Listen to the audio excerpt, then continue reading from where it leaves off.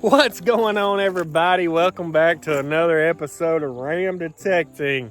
Today's going to be a little how-to show and tell. I don't know what to say. We're going to do a seated hunt tomorrow, so I wanted to get you guys out, give you a little tips, little advice, little how-to about seated hunts.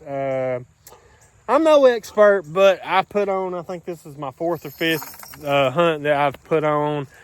Been to a bunch of seated hunts, so I wanted to give you guys new, not you, Larry. I want to give you guys new to seated hunts and stuff like that, some tips and a little advice from your old pal Mark over at Ram Detecting. So we're going to get out here. We got a whole bucket full of stuff to seed for this hunt we're putting on tomorrow. We'll just kind of talk you through some steps and give you a little advice. If you're going to a seated hunt, hunts to maybe avoid, or types of hunts to maybe avoid if you're new, and just some general advice. So let's quit flip-flapping. Let's get out here and seed some stuff, get it ready for these guys coming tomorrow. I can't wait for it. So what is a seated hunt? Well, a seated hunt is where it's pretty much like an adult Easter egg hunt with metal detectors, pretty much. We seed prizes and tokens and silver, mostly. Relics, some have a bunch of relics out here for you guys to find. A lot of times it'll be a paid hunt. So what I mean by that is you will pay the club or the group to put on these hunts for you, and they will go out and they'll see these items and tokens and stuff for you to find for prizes. Thank you, Josh. He brought me a shovel to hide some of this stuff with. Anyway, so what you'll do, you'll usually pay an entry fee, and you'll go out to find these tokens, these prizes, which I think is a great way to introduce people to metal detecting. Sorry about the dogs and the noise in the background, guys. But anyway, some things to avoid, I think, right off the bat. Some of these bigger hunts, are really just made to make money. So I try to avoid some of these bigger hunts. There is a few hunts that I go to, like the big one over in Texas.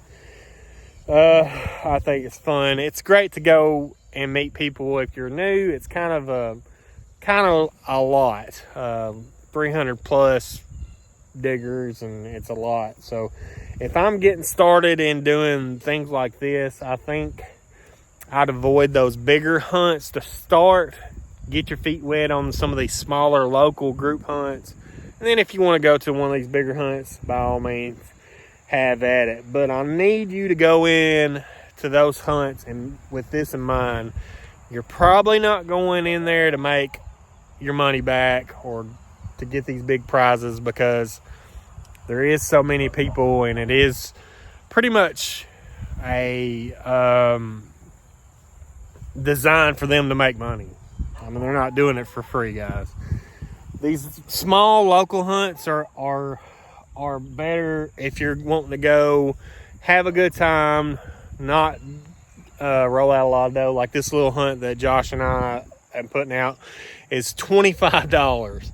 It's $25 hunt, and you're going to find way more stuff than $25. And you're going to have a good time, be around a good time, be around good people doing it.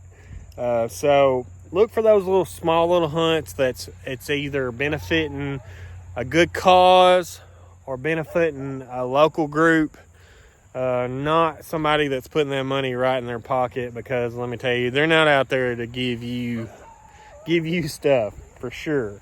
So anyway, with that being said, go into it with the mindset of you're going to be meeting a lot of people that is like-minded, and you're going to meet new friends and have a good time, not in it Josh out there throwing stuff, not in it to make your money back or to make a killing. You're not coming out here to make a a buttload of money or anything like that. So have that in mind when you go to these events.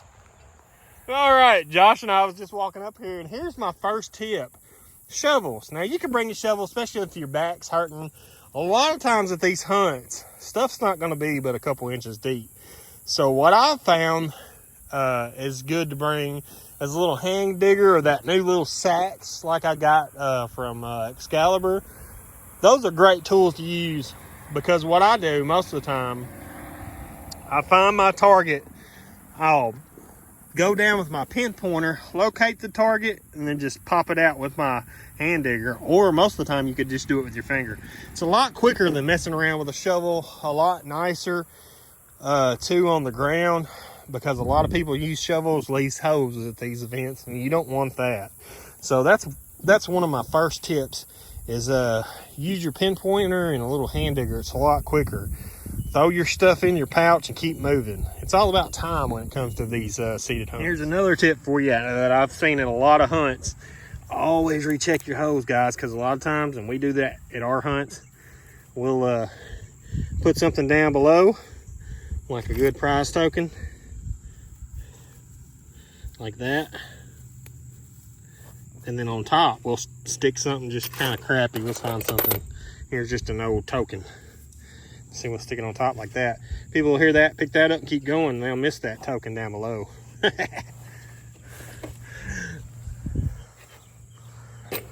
Well, we about got everything seated out here. So much stuff. It's just crazy. But anyway, like I was saying, it's all about speed. Don't go so fast you're missing stuff, but you want to have a good steady pace. You want to go down, retrieve your target, put it in your bag. Don't take time looking at it. You can look at it later. Put it in your bag, keep going, okay? It's all about speed. Also, you don't need anything fancy and high tech. Most of this stuff isn't going to be buried very deep, or it's going to be right on top of the ground. You can turn that sensitivity down, because there's going to be all kinds of machines out around you, and they're going to be interfering with you, so you need to work that sensitivity. Low tech, to me, is way better in these kind of hunts, because we're not trying to dig through iron or anything like that, or go super deep. So low tech, lightweight, it's kind of like the gear you might want. Don't forget to bring your chairs. Don't forget to bring your water, extra batteries, your pin pointer, for God's sake. You leave that at the house. Just go make you a checklist, go through everything you might need. Always be wary and aware of the weather conditions, because I know I went to a hunt in Texas a year or so ago, and a couple years ago actually, and it rained almost the whole time there. So make sure you got a waterproof detector. Make sure you have your headphones, because almost every hunt you're going to need your headphones. And rain gear and boots and all that good stuff if it's, going to rain. So always be aware of the situation that you're going to be digging in, just like you would be digging in regular life. So there's a few more tips. But anyway, I hope you enjoyed this video. If you got any other advice or tips for new people, leave it down in the comments. Can't wait to show you guys this video coming up tomorrow with the seated hunt. I've got some cool videos coming out soon with some digs on some Civil War sites. Just found out yesterday that I might be having a special guest coming in October. 2 special guests maybe. So you're not going to want to miss that. Everybody that has anything to do with metal detecting knows these guys. So anyway, if you like this video, go ahead and give us a big thumbs up. Don't forget to subscribe if you hadn't already. Like I always say, guys, we'll see you next time. Bye.